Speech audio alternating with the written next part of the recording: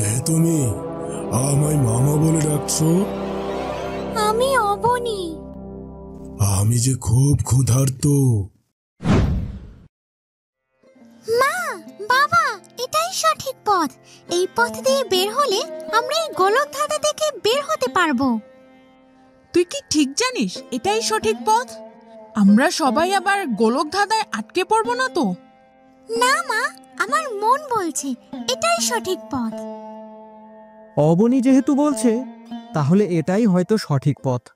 চলো চম্পা, আমরা এই পথ ধরেই এগোই।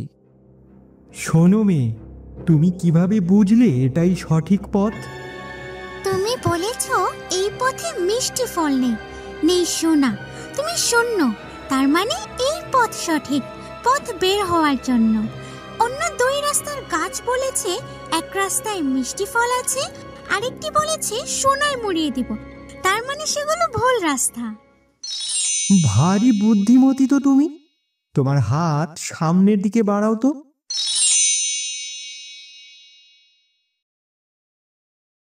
এই পাতা দিয়ে আমি কি করব? তোমার বুদ্ধিমত্তার জন্য এটা তোমার পুরস্কার। এটি সাধারণ কোনো পাতা নয়। এই পাতা হাতে নিয়ে যদি বলো আমি অদৃশ্য হতে চাই, তুমি অদৃশ্য হয়ে যাবে, কেউ তোমায় দেখতে পাবে না। অদৃশ্য অবস্থায় যদি বলো দৃশ্যমান হতে চাও, তাহলে তুমি দৃশ্যমান হয়ে যাবে। তাই নাকি? তুমি একবার বলেই দেখো। পাতা, আমায় অদৃশ্য করে দাও। পাতা, আমায় দৃশ্যমান করো। আমি কি এই পাতা নিয়ে যাব? অবশ্যই, এটা আমার তরফ থেকে তোমাকে উপহার। তোমরা এখন এই পথ দিয়ে হেঁটে যাও, তোমরা এই মায়ার জঙ্গল থেকে বেরিয়ে যেতে পারবে। তবে মনে রাখবে, সত্যের পথিক, তুমি যদি সত্য হও তবে তুমি নিমিষেই পেরিয়ে যাবে এই মায়াজালের জঙ্গলখানি। এই দাদার মানে কি? এর উত্তর তো তোমাকেই খুঁজে বের করতে হবে।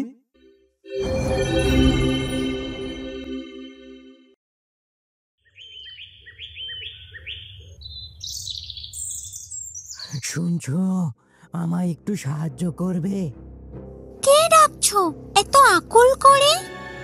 কই রে মা, এখানে তো কেউ নেই। না মা, আমি স্পষ্ট শুনতে পেয়েছি কে যেন কাঁদছে। কেউ মনে হয় বিপদে পড়েছে। এটা কোনো মায়াজাল হতে পারে। আমরা সঠিক পথে এসেছি তো, আর আমিও তো কারো কান্নার শব্দ শুনলাম না। তোমরা কি আমায় শুনতে পাচ্ছ না? আমি তোমার কথা শুনতে পাচ্ছি। তুমি কোথা থেকে ডাকছো? তোমার পিছনে দেখো, আমি। তোমার ডানা কিভাবে ভেঙেছে? রক্ত তো পড়ছে। গাছের একটি প্রকাণ্ড ডাল ভেঙে আমার কাঁধের উপর পড়েছিল। তোমার খুব কষ্ট হচ্ছে তাই না? দাঁড়াও, দেখি কি করা যায়।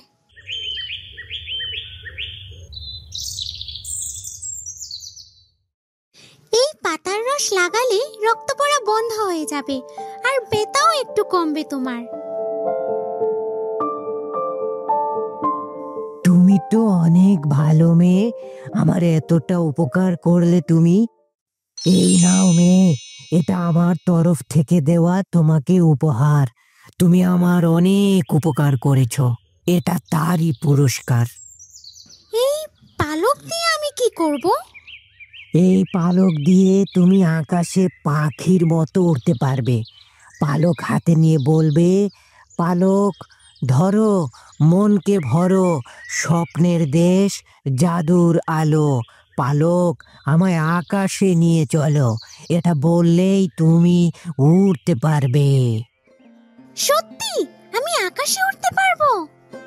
হ্যাঁ গো মেয়ে, তুমি আমার আজ অনেক উপকার করলে।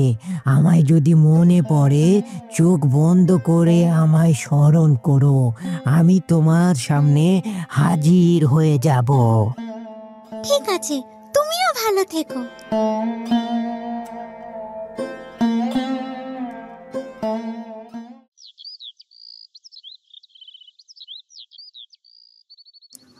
অবনী, সামনে তো নদী, যাব কিভাবে আমরা?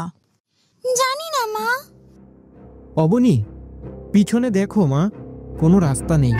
আমরা যে রাস্তা দিয়ে হেঁটে এসেছি সেটিও এখন আর নেই। সামনে শুধু নদী। কিভাবে পার হব এই নদী? এখানে কেউ আছেন? আমাদের একটু সাহায্য করুন। এখানে মনে হয় কেউ নেই রে মা। তুমি কি আমাদের সাহায্য করতে পারবে? কি সাহায্য? আমাদের এই নদী দিয়ে পার করে দিবে। কিছু পেতে হলে কিছু যে দিতে হয়, তোমায় পার করে দিব। সেই বিনিময়ে তুমি আমায় কি দিবে বলে তো শুনি। আমার কাছে তো তেমন কিছু নেই, কি দিব? আছে আছে, তোমার কাছে আছে। আমি অনেক ক্ষুধার্ত। আমার ক্ষুধা নিবারণ করতে তোমার মা বাবাকে দিতে হবে যে। এটা কখনোই সম্ভব নয়।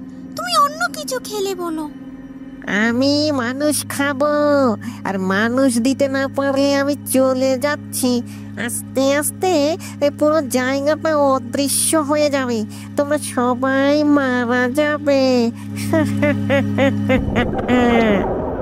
তাহলে তুমি আমাকে দিয়ে ক্ষুধা নিবারণ করো, ওদের দুইজনকে এই জঙ্গল থেকে বের হতে সাহায্য করো। আমার মাকেও খেও না।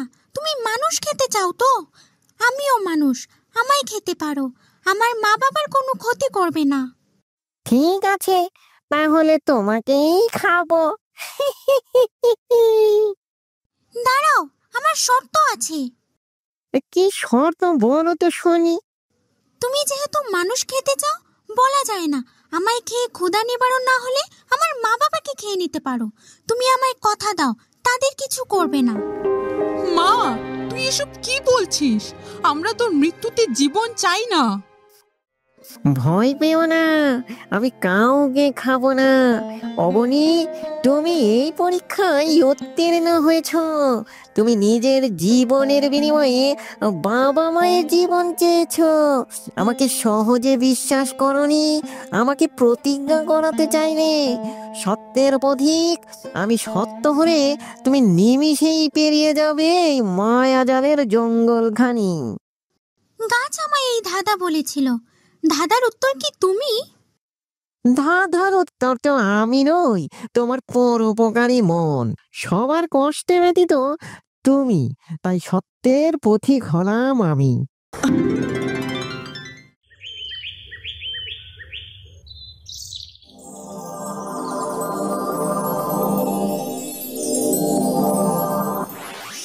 বাঘ মামা, তুমি এখনো দাঁড়িয়ে আছো?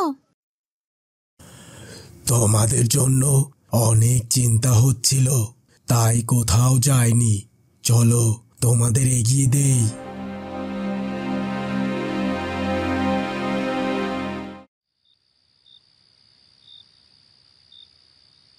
মারে, তুই না থাকলে আজ কি যে হতো। আমি আর সেই জঙ্গল থেকে বের হতে পারতাম না। আমি অনেকবার বের হতে চেয়েছি, ঘুরে ফিরে সেই একই জায়গায় চলে আসি। তুমি উত্তরের জঙ্গলে গেলে কি করে? আর বলো না চম্পা, আমি প্রতিদিন যেখানে কাঠ কাটি সেখান থেকে কাঠগুলো নিয়ে সামনের দিকে এগোতে থাকি। সামনে তাকিয়ে দেখলাম ওইখানে অনেক কাঠ দেখা যাচ্ছে। ভাবলাম সেখানে গেলে আরো কিছু কাঠ পাবো। সেই কাঠগুলো আবার কেটে রাখা। তারপর? আমি সেই দিকে এগোই, হঠাৎ দেখি চুম্বকের মতো কিছু একটা টেনে আমাকে ভিতরে নিয়ে গেল। আর কখনো ওইদিকে যেও না। তার বলতে কখনোই না। বাবা, মা, অনেক হয়েছে। এই নিয়ে আর চিন্তা করো না। সবার উপর দিয়ে আজ অনেক ধকল গেল। যাও, এখন বিশ্রাম নেও।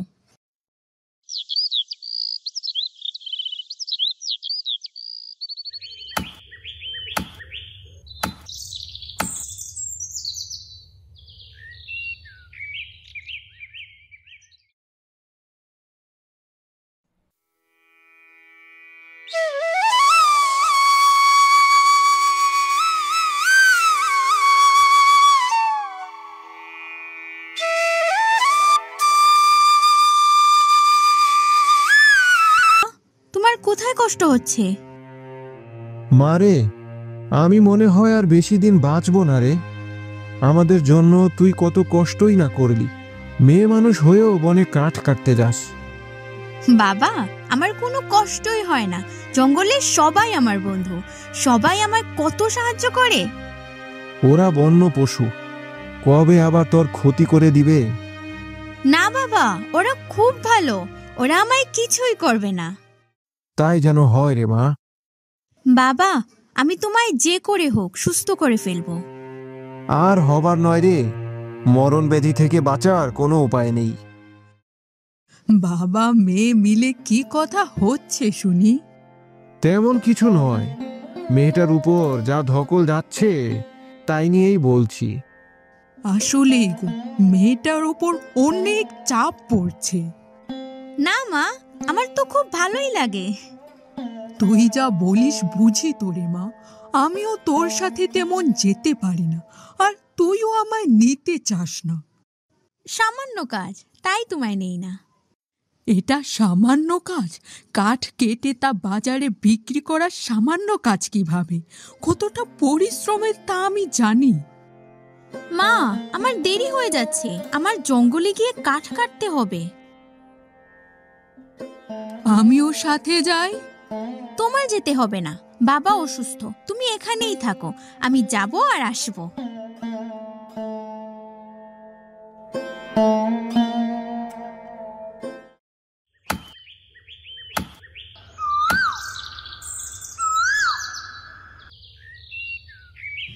বাবার এই কঠিন রোগ কিভাবে সারানো যায়?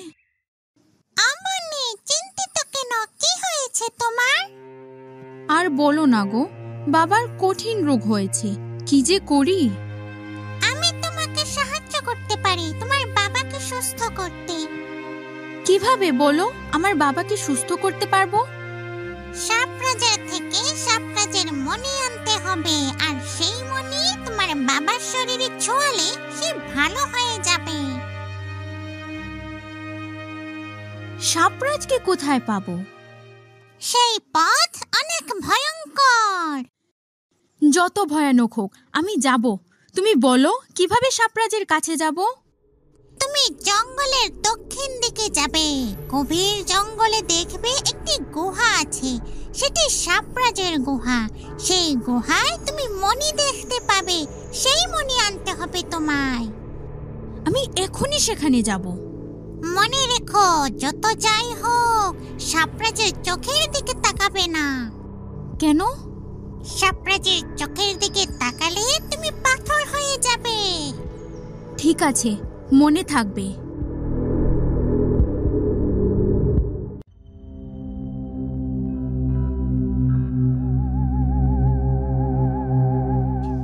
এতগুলো সাপের চোখ ফাঁকি দিয়ে আমি কিভাবে গুহায় ঢুকবো?